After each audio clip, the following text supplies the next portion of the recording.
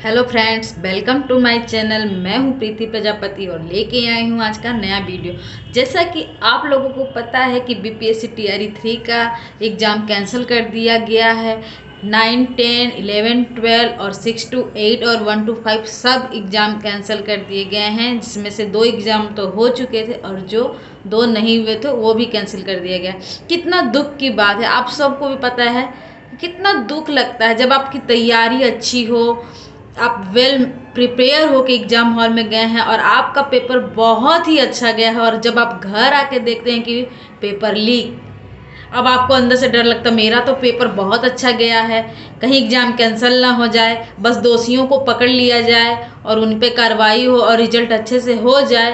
पर ऐसा संभव तो अधिकतर ही नहीं होता है और एग्ज़ाम फाइनली कैंसिल हो जाता है और सबसे बड़ा दुखों का पहाड़ हम पर टूटता है, क्योंकि हमने बहुत मेहनत से पढ़ाई की थी और मेरा पेपर भी बहुत अच्छा गया हुआ था। एक तो घर से इतनी दूर सेंटर हो जाता है, वहाँ जाने में भी परेशानी हो जाती है।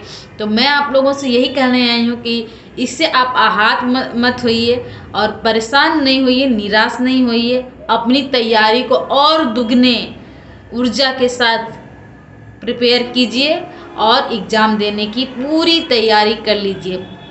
उदास होने की बिल्कुल ज़रूरत नहीं है, निराश होने की बिल्कुल ज़रूरत नहीं है। बहुत सी मेरी बहनें होंगी जो हाउसवाइफ होंगी, उनके घर में बच्चे होंगे, उनको पढ़ाई में बहुत दिक्कत होती होगी। मैं भी एक हाउसवाइफ थी, मेरे भी 2 बच्चे थे, तो मुझे पढ़ाई में बहुत ज़्यादा दिक्कत होती थी। जब भी कोई मुझसे कहता था पढ़ती नहीं हो सारा दिन, तुम्हारा नौकरी कैसे होगा, मैं कहती थी पढ़ने का समय था। सब बोलते थे एक बार कोशिश तो करो, ज़रूर हो जाएगा। पर मैं कहती थी सब झूठ ही बोलते हैं, सबकी नौकरी लग गई है ना, इसलिए मेरे पीछे पड़े हैं, पर मुझसे तो होगा नहीं। उनके पास जब नौकरी लगी थी तो उनका बच्चा नहीं था, उनकी शादी नहीं हुई थी। मैं ऐसे जवाब देती थी और अपने मन को शांत करती थी कि नहीं, मेरे पास बच्चे नहीं हो पाएगा। फिर मैंने कहा जब इतना बोल रहे हैं ट्राई करती हूँ, तो पहले कभी एक दिन 1 घंटे के लिए समय निकाला, फिर 2 घंटे के लिए समय निकाला, फिर मैं नेक्स्ट डे का टारगेट भी सेट करती थी कि नेक्स्ट डे क्या करना है। तो नेक्स्ट डे का जैसे टारगेट सेट करती थी तो मुझे दिक्कत तो होती थी कि टाइम नहीं मिल रहा, फिर नहीं मुझे करना, तो मैं अपने काम करने के घंटे कम करती थी, प्लस जो मैं फ़ोन चलाती थी उसको मैंने कम किया। सबसे बड़ी मुसीबत है फ़ोन। अगर हम अपनी ज़िंदगी से ये फ़ोन का यूज अच्छी चीज़ में कर लेना तो सफलता ज़रूर मिल जाएगी। जैसे कि मेरे पास इतनी सारी बुक्स तो नहीं थी, और आपको भी यही कहूँगी कि इतनी सारी बुक्स जमा करके कोई फ़ायदा नहीं है। सबसे बड़ी बात, सिलेबस देखिए, सिलेबस नोट कीजिए, सिलेबस के हिसाब से बुक्स में गोल घेरे बनाइए कि हमको क्या पढ़ना है। हमको इस चैप्टर से इतने सवाल बने हैं, इस चैप्टर से इतने सवाल बने हैं, बस उस पर फोकस बनना। जिस चैप्टर से एक सवाल बना है उसको पूरा पढ़ के कोई फ़ायदा नहीं होगा। और अगर आप कोचिंग करते हैं तो अच्छी बात है, नहीं करते हैं तो भी अच्छी बात है। दुकान से किताबें ला ला के इतनी किताबें जमा करने की कोई ज़रूरत नहीं है। आप अपना सेल्फ स्टडी कीजिए, जो आपके टेक्स्ट बुक्स हैं, एनसीईआरटी के बुक्स हैं, उन पर फोकस कीजिए। हूबहू लाइन एनसीईआरटी से ही पूछता है और कहीं नहीं जाता है। कुछ लेवल हाई करने के लिए क्वेश्चन उलझा ज़रूर सकता है, पर बेस कॉन्सेप्ट तो एनसीईआरटी का ही होता है।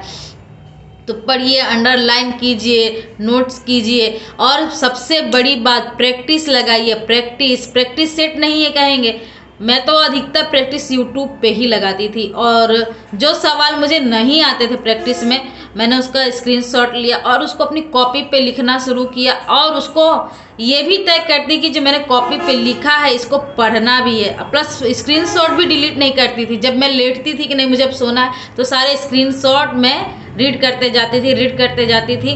एक बार पूरा रीड कर लिया, फिर दोबारा रीड करती थी, जिसका आंसर मुझे आ जाता था उसको डिलीट करती थी। इसके बाद फिर सारे डिलीट हो जाते थे एक बार पढ़ने के बाद। इसके बाद बुक्स एग्जाम से पहले वो भी पूरे जो मैंने नोट्स तैयार किए, जो मुझे नहीं आता वो पढ़ के जाती थी। अगर आप अपनी गलतियों को मजबूत कर लिए, गलतियों को सुधार लिए, तो विजय आपकी वहीं से है।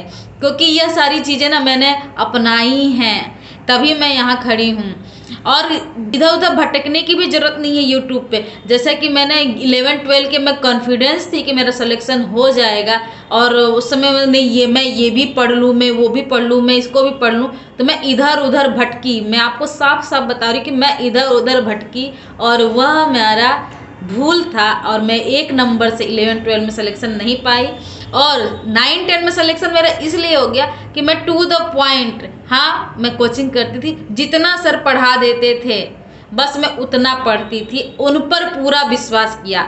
मैं आपको भी कहूँगी, जिस भी कोचिंग से आप पढ़ रहे हों या फिर सेल्फ स्टडी करें, अपने पे पूरा विश्वास कीजिए कि मैं सही जगह हूँ और उन्हीं को फोकस कीजिए, उन्हीं को टारगेट कीजिए और वहीं सफलता मिलेगी। 11-12 में मुझसे गलती हुई कि मैं सर से पढ़ती थी, मैंने उन पर कॉन्फिडेंस नहीं किया, मैं और इधर उधर पढ़ना चाहिए कि नहीं ये भी पढ़ते हैं वो भी पढ़ते हैं, ये अच्छा पढ़ा रहा वो अच्छा पढ़ा रहा।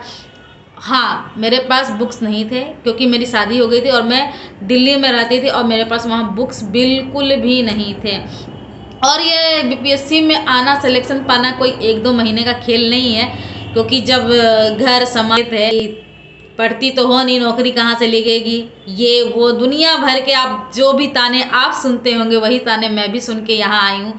तो मुझे बहुत दुख हुआ। और ये पढ़ाई का सिलसिला मैंने 2 साल पहले शुरू किया था, बिना किसी एग्ज़ाम, आते हुए एग्ज़ाम को टारगेट किए हुए। इसीलिए आपसे कहना चाहूँगी कि अगर TRE 3 का न्यू नोटिस नहीं निकला है, TRE 4 का न्यू नोटिस नहीं निकला, या फिर किसी भी एग्ज़ाम, दुनिया का कोई भी एग्ज़ाम है आपको करना है, तो आप उसके लिए पहले से प्रिपरेशन करना शुरू कर दीजिए। ये नहीं कि जब एग्ज़ाम का रिजल्ट डेट अनाउंस होगा, हम फॉर्म भर लेंगे तब हम पढ़ने शुरू करेंगे, ऐसा नहीं करना। यही गलती मैं भी करती थी, जब एग्ज़ाम का डेट अनाउंस हो जाता था फिर मैं उसको फॉर्म भर लेती थी, तो मैंने कोई एक बुक उठा लिया, वही चीज़ पढ़ती थी जो पढ़ा रहता था, नई चीज़ तो पढ़ना ही नहीं चाहती थी। सबसे कमी तो मेरे अंदर यही थी कि नई चीज़ मैं कभी भी नहीं पढ़ना चाहती थी। इसीलिए आपसे भी कहूँ, आप सिलेबस देखिए किसमें कितना हुआ है, उस सवाल को आप गोल घेरा बनाइए, उस टॉपिक को घेरिए, उस टॉपिक को पढ़िए। मैं कहूँगी पूरा सिलेबस कंप्लीट करना बहुत ज़रूरी है। अब जैसे झारखंड का एग्जाम था तो मैंने कहा कार्टोग्राफी से सवाल 2-4 आएंगे, नहीं पढ़ने की ज़रूरत है, क्योंकि कार्टोग्राफी मुझे बहुत टेढ़ी खीर लगती थी।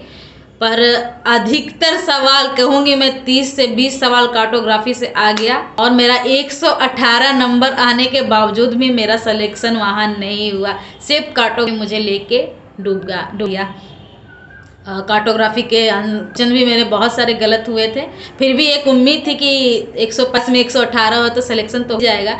तो इसीलिए कहती हूँ कि मैं जो गलती कर चुकी आप मत कीजिए। मैं भी एक हाउसवाइफ हूँ, 2 बच्चे हैं, मैं आपको सच्ची दिल से बता रही हूँ, आप पढ़ना शुरू कीजिए, 1 घंटा निकालिए, पढ़ाई का अपने आप समय निकलने लगेगा। आप टारगेट फिक्स कीजिए कि नेक्स्ट डे पढ़ना है, आज मुझे ये पढ़ना है। आप अगर टारगेट फिक्स करोगे ना तो आपको काम का समय कम होते जाएगा। जैसे कभी बताइए कि खाने में आज ये बना लेते हैं, वो बना लेते हैं, नहीं आज मेरा टारगेट ये है, आज मेरे पास इतना समय नहीं कि मैं इतने खाना बना पाऊँ। खास करके एग्जाम के टाइम पे अगर आप घर पे रहते हैं तो टारगेट छोटा कीजिए, दाल चावल बना लीजिए, दाल भात चोखा बना लीजिए, दाल रोटी बना लीजिए। हमारे यहाँ तो दाल की दुल्हन बोला जाता था, मैं तो दाल की दुल्हन भी अधिकतर हफ्ता में 2 दिन बना लेती थी, सैटरडे खिचड़ी बनती थी। ये सब काम मैं 1 महीना पहले करना लगती थी, क्योंकि मुझे टाइम बचाना होता, टाइम चुराना होता था, और अपने टाइम चुरा के मैंने पढ़ाई की है और भोलेनाथ तो पूरा बस किया है।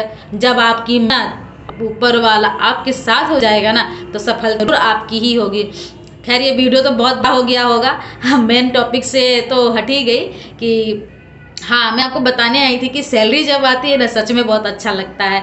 और मेरी पहली सैलरी आ चुकी है और मुझे बहुत अच्छा लगा है। सबसे पहले तो मैंने शिव की पूजा की है, और भी जो भी पूजे मैंने उनके लिए पैसे निकाल कर रख दी। मैंने एक छोटा प्रयास किया कि बच्चों का एग्जाम होने वाला स्कूल में, तो मैंने उनके लिए बस एक पेन दिया, क्योंकि पहली सैलरी ज़्यादा नहीं आई थी क्योंकि काम के दिन कम थे।